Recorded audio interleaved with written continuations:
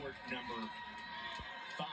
Meanwhile, as we go to court 1, we want to let you know on court number 2, after a very long first set, Drew Morris finally puts away Leonie Muller 7-6 and won the tiebreak. Okay, 7-3. It looks like we are just taking in the lead by 3-0. We are 1 win away for becoming the AAC championship. We're only 1 win away. Can we do it? I'm pretty sure we will. But the only thing is that you know, I'm be like going, because I'll be like going nuts too. Because I know that tennis is just like, you know. Johnson and the SMU Mustangs close in on back-to-back championships.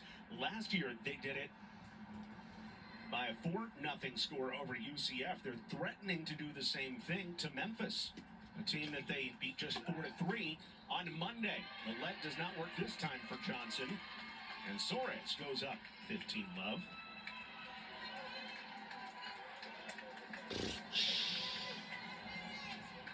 SMU has won on court 4.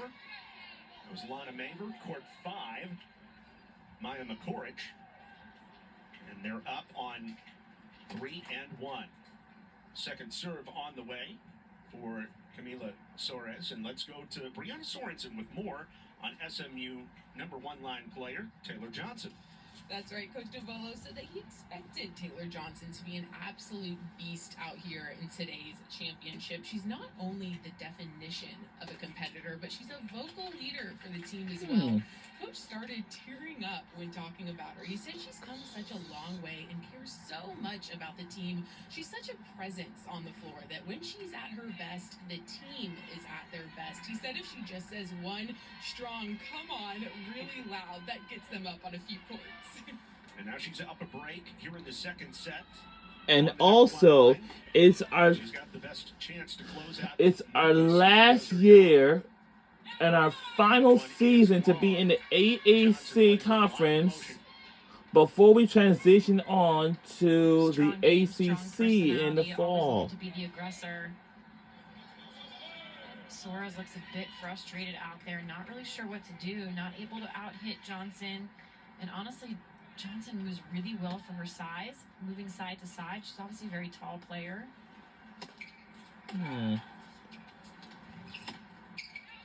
Swing holds up, but too much on it from Soares. Yeah, she's missed a few of those easier ones that we didn't see her miss yesterday against Charlotte. And a chance for another break for Johnson here, which would be a backbreaker for Memphis as a whole.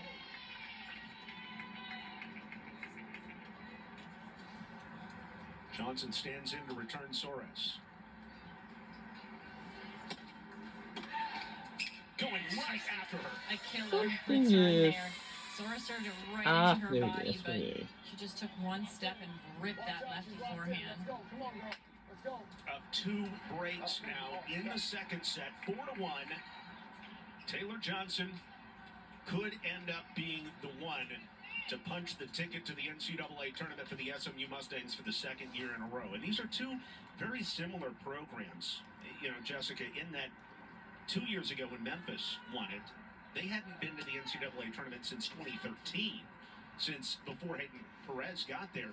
For Jeff Navolo's Mustangs, they hadn't been since 2011 when they went last season. So they both of these teams have really gotten the monkey off their back, so to speak, in the last few years. They've turned these programs around and really made them 2 of the most premier, women's tennis teams in this conference, and it's showing the last 3 years straight. So credit to both these coaches for not only making it 1 year, but for staying consistent and bringing top recruits in year after year, getting some good grad transfers.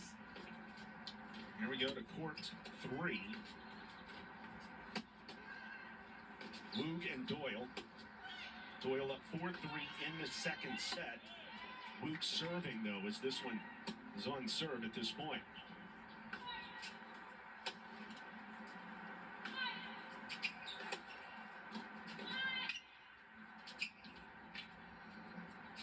takes something off, gets it in there, and Wu with the winner.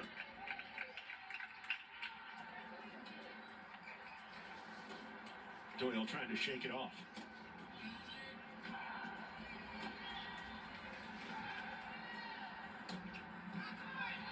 It really is a gorgeous day here in Dallas. Thankfully, the heat, which could play a factor in the spring in Dallas if you catch it on the wrong day. Today, a gorgeous 68 degrees, pure sunshine, a little breezy.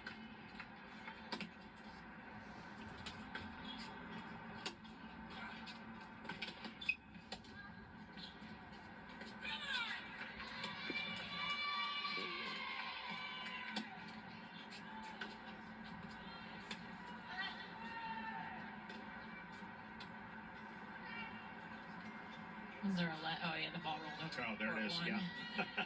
An extra ball out there. Never want that. So we'll have to redo a very long point. 30-15 is the advantage for Woog on serve.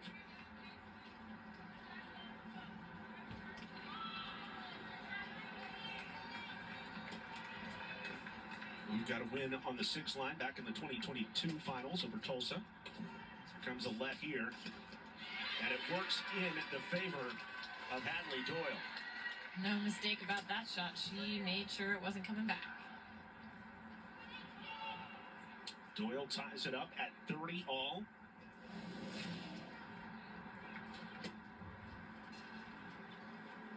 She sprinted up to that one with that lefty forehand and made Wu pay for that unfortunate bounce off the let. It's a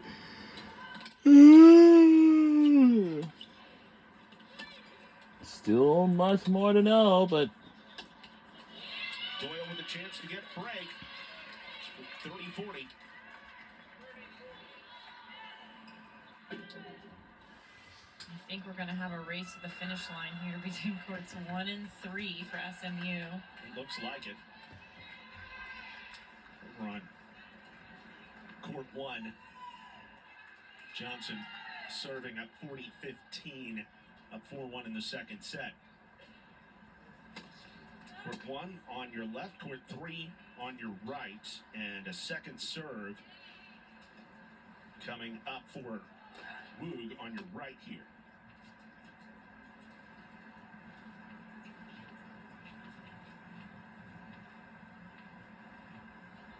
Woog serving, trying to stave off a break. And a second fault, double faults, and a big stop on court 2, or court 3, I should say, to make it 5-3 and a chance to serve it out. And then Johnson gives one up to Soares, and Soares trying to grind back into it. Here we are in court number 1. Johnson on serve. 40-30 advantage. The win behind her here. Trying to go up 5-1. Consolidate a second break in this one.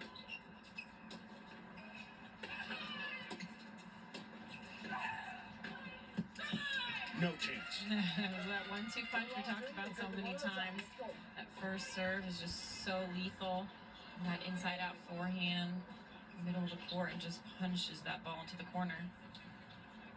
And right now, SMU is on the verge. Up 5-1 on court 1.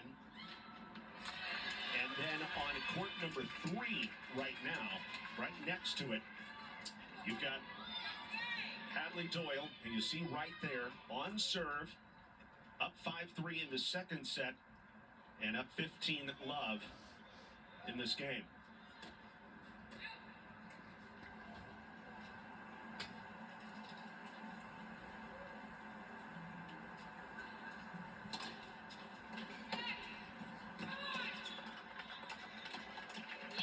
SMU just a couple shots away now.